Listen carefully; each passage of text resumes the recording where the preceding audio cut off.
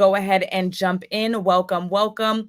I hope all is well. Thank you. Kim says, I can hear you. Excellent. So for those who are not familiar with live streaming, right? Because y'all care, I'm going to tell you the backstory anyway. So there's a platform called StreamYard, right? So for those who create content, who live stream, what you do is you purchase an account on StreamYard and allows you to broadcast on multiple platforms at the same time. Normally it's seamless. Today it was not. And I could actually hear Instagram going at the same time, which means that I wouldn't be able to talk because it would be confusion. So we are only on YouTube, which is, I told y'all to come to YouTube anyway. We're only on YouTube and we are only on Facebook tonight, but that is A-okay. If you are new to my page, if you've never seen me before, my name is Allison Wellington. As a matter of fact, let me see. I'm going to see if I could stream on my phone. I'm going to help Instagram out, even though Instagram be hard-headed and don't listen like they're supposed to. Let's see. Be patient with me. Facebook, be patient with me. YouTube. There you go. Oh, you know what? We could do it. It's not too bad. I'm only on 13%, so we'll see how long this is going to last, but we can do it. Okay. Hi, everybody. Oh, thank you, Faith. Faith said she liked and she subscribed. All right. So Instagram land, even though I don't want y'all here, even though I actually want you on YouTube, I'm still going to be, I don't know, kind is a strong word, but nah, I don't like that. Let's just go with nothing. All right. I'm going to break my own rules and I'm streaming separately from you guys right now, even though where I really want you to be is on Instagram. So it's off Instagram and onto YouTube. So comment or DM the word YouTube so I can take your questions, right? Oh, thank you for asking. So my YouTube channel is Align with Allison. So you can just search Align with Allison, or you can comment or DM the word YouTube and automatically you'll get a pop-up message that has the link directly to it. So let's pin that comment. All right. All right, folks, let's get into it. So sorry for all the delays. If you are new to my page, my name is Allison Wellington, certified dating and relationship coach, and I primarily work with busy professional women to teach them how to attract and keep the partners that they deserve. I like to call my community the land of love because that is what we are trying to create. Now, my branding, excuse me, of delivery is a little bit harsh, some may say. However, my intention is good. My intention is to help people to create the love lives that they desire. Therefore, I might have to be a little bit tough in my delivery so that it lands. Okay. That's my only intention. It's never to hurt anyone, but it is to help you. Okay. With that being said, we are going to get into tonight's live stream topic. If again, you are new, you may not know. Normally I go live 3 times a week, Mondays, 12 noon Eastern, Wednesdays, 5 p.m. Eastern, Fridays, 12 noon Eastern. However, I've been doing a 5-day live stream. I've been doing a 5-day live stream in preparation for my next training, which is where the marriage-minded men are in 2026.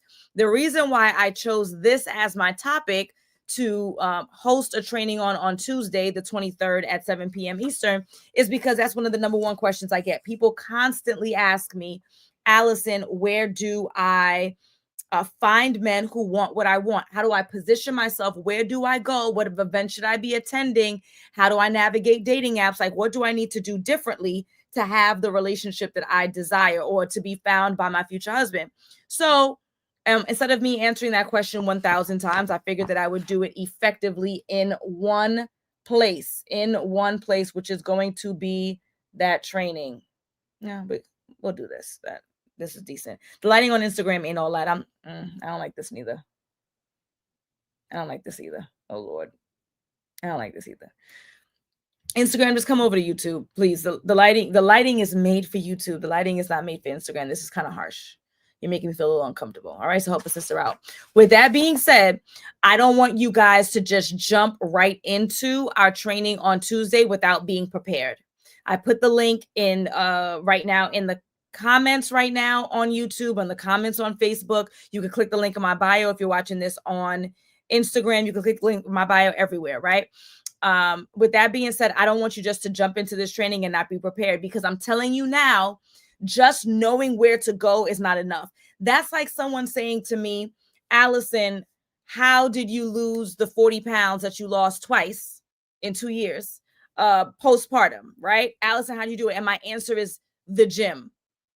That's literally where I went to do a lot of the work, right? Or less fast food restaurants. That's literally where I went. But that alone is not a good enough answer, right? That alone is not specific enough. So when you guys ask me, where do I go to be around like-minded, equally yoked, marriage-minded men? And then I say conferences, I've answered your question, but it doesn't really give enough context to really make a difference.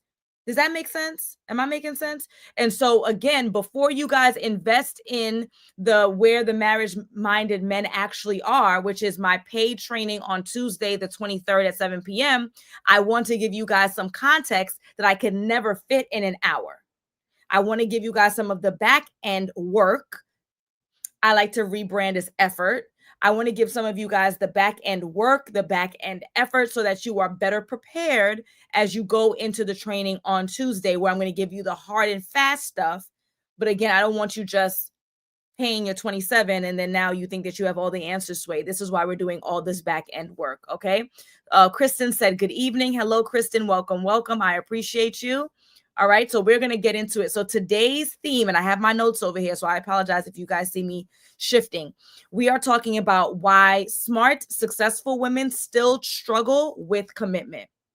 Why smart, successful women still struggle with commitment. Okay.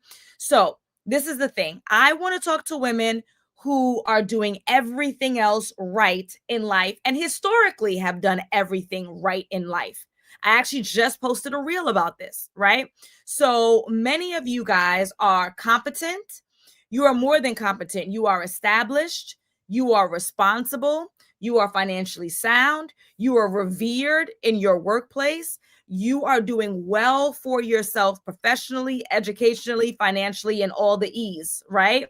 However, you are under the impression that because you have been successful in your life thus far, you're 30, 35, 40, 45, 50, 55. You've been successful so far in every other aspect of your life, that your romantic life or your relationships will just work because everything else has so to speak, has just worked. But I want you to stop lying to yourself.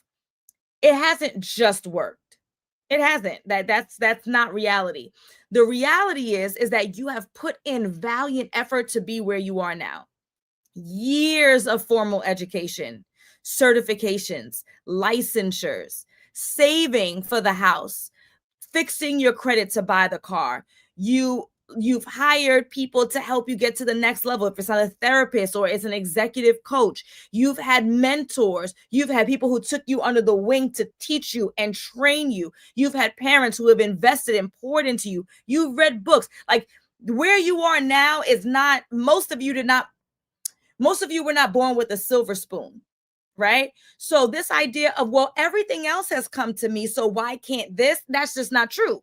You put in a lot of work to be where you are professionally. You put in a lot of work to be where you are educationally. And so with that being said, an expectation that this thing is just supposed to fall into your lap when nothing else did. I didn't just get degrees willy-nilly.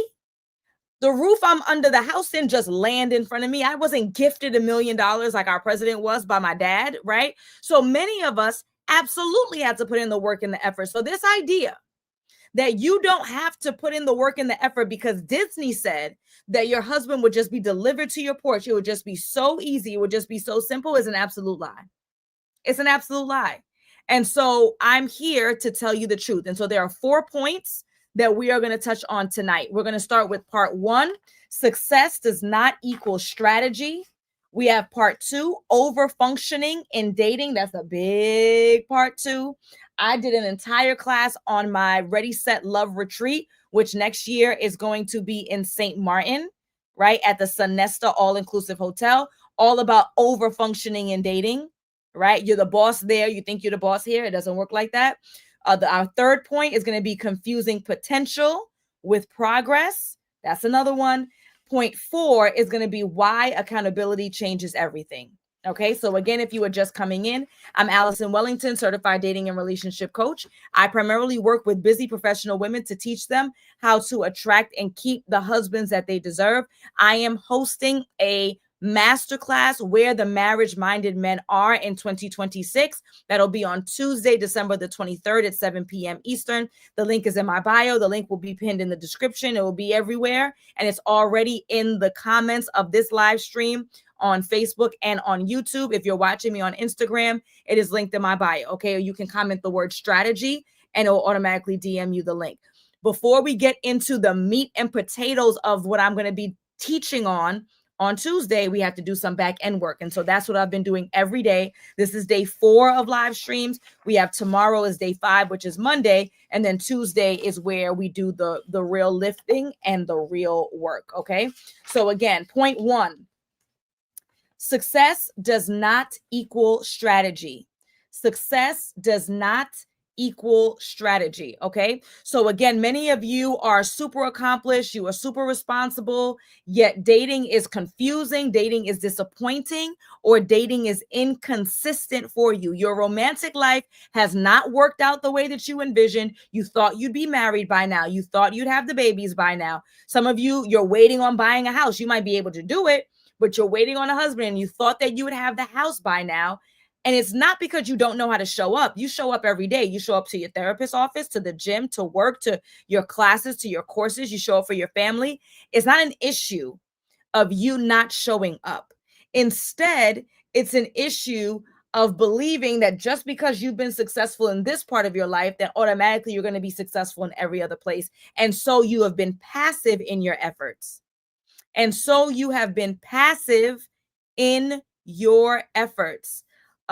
Is it Lande? Lande Blanc says, girl, you are speaking to me. I hope so. And I hope that you're hearing me, and I hope that you join us for the training. Okay.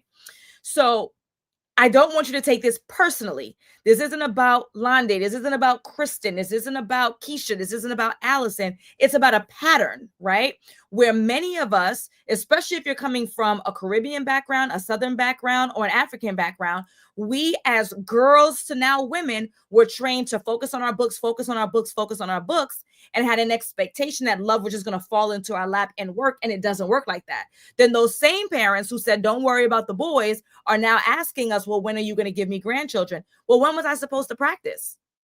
Nobody just does calculus, right? You learn addition, you graduate to subtraction, you graduate to multiplication, you graduate to division. Now we're solving for X, algebraic expressions, slope, right? Y equals mx plus b, all the things. We just don't move from don't focus on the boys, focus on your work, don't worry about them, don't worry about them, don't worry about them, to now we're worried. And then you're the one who taught me I was doing it right. And then now you're telling me I'm doing it wrong. Right. And then now society is telling me because I did it, quote unquote, right the way that my parents told me to, now I'm less desirable because I'm seen as masculine and I'm seen as problematic. It's like you can't win for losing. Right. Yes. Lande says, yep, my Haitian parents always asking me when you're going to get married. Right. Oh, Elon. Yes. Elon. Yes. Okay. So this is the life that we're leading. So that means, though, we're not going to just throw in the towel. That means we have to be very particular and very strategic about what questions we're asking, what behaviors we're paying attention to, and to who. And then the to who means we have to put ourselves in a position to be found by our husband. We have to be socializing and networking and rubbing shoulders with like-minded, equally yoked people who want what we want. If we're not doing that, then we are going to end up in a situation that we don't want. Okay? Yes. Elon says, I told God I'm waiting for my future husband to buy my house. Yes, I'm telling you, a lot of women tell me that, like, they're in a financial position to do it on their own, but they don't want to because home ownership is hard. They don't want to. And however, the price is going up every day. So that means we need to take action. Okay. So bullet point number 1, success does not equal strategy. And this is something that I see all the time. Success does not equal strategy. So again, there are women who have assumed that they figured out their education, they've figured out their career, their money, their independence. that it's just, that's the same thing.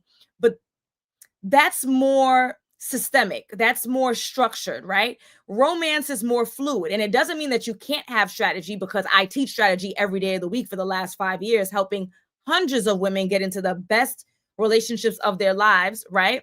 But it is more fluid than we would like. You had timelines, you had expectations, there were clear markers of progress, right? You went from graduating high school with a Regents diploma if you're from New York, right? With the highest accolades, then you applied, you got into college, then you went into grad school. There were clear markers of progress. There were clear markers of success. But romantic relationships aren't as clear, especially if you don't know how to make it clear. Especially if you are not qualifying these people, especially if you are not ensuring that they want what you want before you even go on date number one, because we're afraid that we're going to scare them off if we are honest and forthcoming about what we desire. Guess what? That is the exact man that we absolutely want to scare off. I want to scare anyone off who doesn't want what I want. You are absolutely right. Because a man who wants what I want, and now we're just seeing whether or not we want it together, would not be afraid by me simply stating that I desire marriage. I am in a stage in my life where I would like to create a family. It's the holidays. I'd like to have my own traditions. I can't wait for the day that I'm watching my child open up their gifts and be surprised on Christmas Day. He's running, let him run, because he should be echoing me too. I'm looking forward to having my family. I can't wait to create my own traditions, right? Now, all that's left to be seen is whether or not we want it with each other. But I didn't say I expect you to marry me tomorrow. I'm talking about what my vision is for my life. And anyone who is afraid of that is not an appropriate match. The problem is that y'all keep surrounding yourself with people who are inappropriate matches. And then you say that the entire pool sucks. It's the side of the pool that you're on. We got to change, or the pool you're in. There are multiple pools. There are pools that we never want to touch. There are pools we will never get to. There are depths of the pools that we don't want to swim in. There are depths of the pools that are perfect for us. You got to find the right pool in the right depth. I did. My clients do every day. I have testimonials almost every week. So it happens every day. I say this all the time, that there were 2.4 million weddings last year in the United States of America. 2.4 million weddings last year in the United States. So clearly, people are finding each other. It's about being more strategic and being more fluid in your approach. And fluid does not mean go with the flow. We don't do go with the flow. Fluid means there's a give and a take, and it's not you being domineering like you're accustomed to as the principal of your school, as the lawyer to a client, as the teacher in your classroom, as the nurse to a patient, as the business owner to her employees. That's not how it's going to work here. That's the shift that you need to make internally so that you understand how to lean into your feminine energy so that you can attract the attention that you desire. Does this make sense, people? This makes sense? Okay. So again, dating doesn't come with that unless you create it. You have to create the environment of success. You have to create an environment where you are your softest, most feminine self, and you are receiving the right attention from the right gentleman in the right places. And again, we'll be talking about the right places in my masterclass, which is December 23rd. It's Tuesday, 7 p.m. Eastern, where the marriage-minded men are. And the links are in the caption, in the description, and linked in my bio. Okay, this is the prep work. Part 2, overfunctioning in dating. Jesus, right? So this is where a lot of successful women get tripped up. You're used to carrying the things. You're used to solving the problems. You're used to making things work, right? And so in dating, you compensate. For example, you're giving too much benefit of the doubt. You're giving excuse after excuse after excuse, right?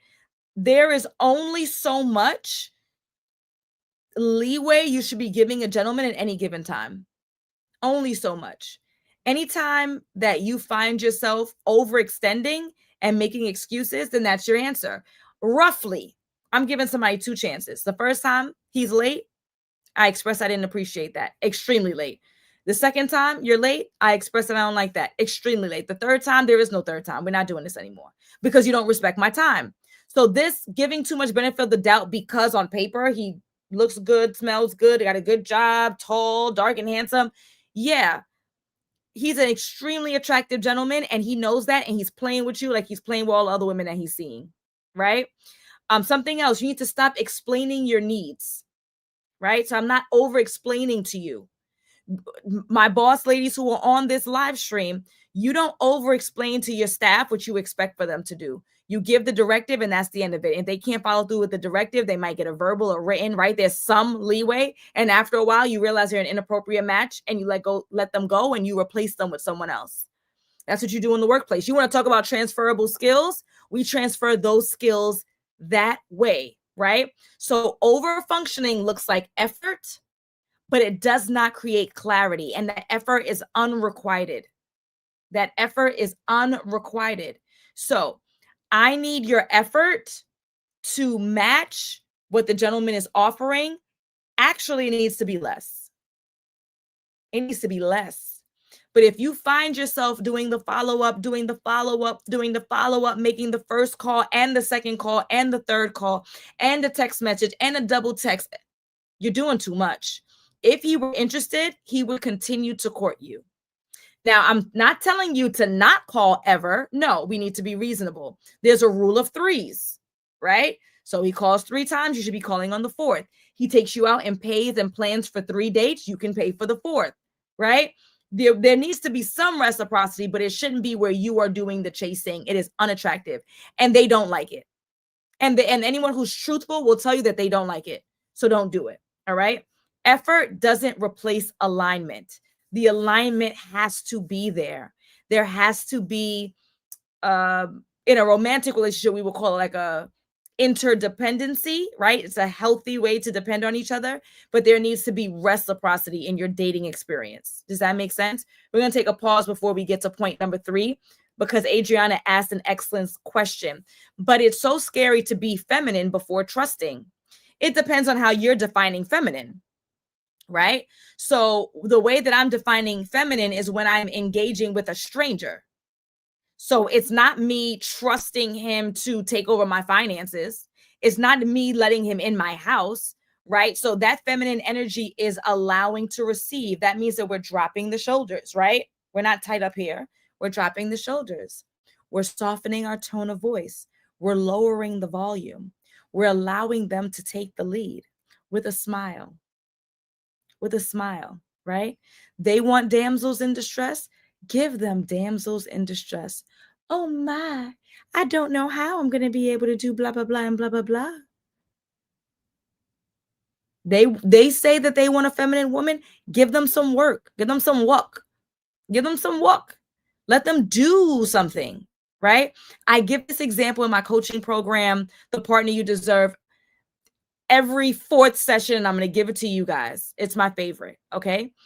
I want you to imagine the president of the United States. Let's go with Biden for the sake of argument so we can have a nice picture in our head, right? You have President Biden. I imagine him in the Oval Office with his feet kicked up, reading the Wall Street Journal, biting on a pen. Someone knocks on his door, the chief of staff, right? His chief of staff. They knock on the door and they say, President, we have an emergency. There's bombs over Baghdad. President, we have an emergency. There's a storm heading into Miami. President, there's an emergency. There is a fire out in California. What does he do? He hops up from his seat. He starts taking action. He's going to get on Air Force One. He's going to make phone calls. He's going to make sure that the governor of that state has the supplies that they need. He's calling the embassies. He's making sure that Americans are flying out from wherever they are that they don't need to be. He's taking action because he has something to do. When he doesn't have anything to do, he's sitting his ass in that seat. You need to give men something to do. You want to be this boss chick? Great. Be that on the job. When you are out socializing and networking and meeting men that you want to lead your household because they eventually prove that they can, let them lead now. And if they can't lead now, they're not going to be able to lead later. But you can't have this expectation that they're just going to come rustle you up and change. You have to present as someone who is willing to take the lead. Our president, say, let's keep the same one in mind, right? Biden didn't bully his way into the presidency. That's usually not normal, right? He was elected. We, the American public, right, did a popular vote, then they do the electoral college and all the things, decided that he would be the most appropriate fit. I mean, even that's the case for our current president. Elected, right? Barring any kind of potential election, whatever, for the most part, elected. So if they're not elected, if you didn't choose them to make this decision, then they're not moving forward. You choose these people, you let them make decisions, let them lead. You can't choose them and then toss them to the side and then be upset because they're not showing up the way that you give them the space to do so. Give them the space to do so. Okay, so that's overfunctioning and dating.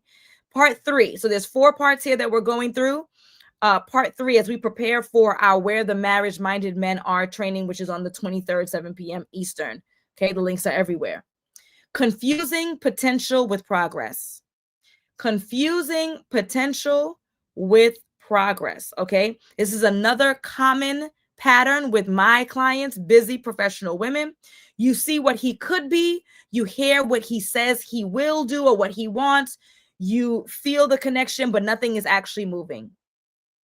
I'm talking to my ladies who are 35, 40, 45, 50, 55, 60, 65. If you figured it out, it meaning your medical practice, it meaning your law practice, it meaning your nursing degree, it meaning your teaching degree, it meaning your principalship, it meaning you're an architect, it meaning your HR, it meaning your business ownership. You figured it out and you're where you want to be professionally. He hasn't figured it out. And that's who you want to continue to see?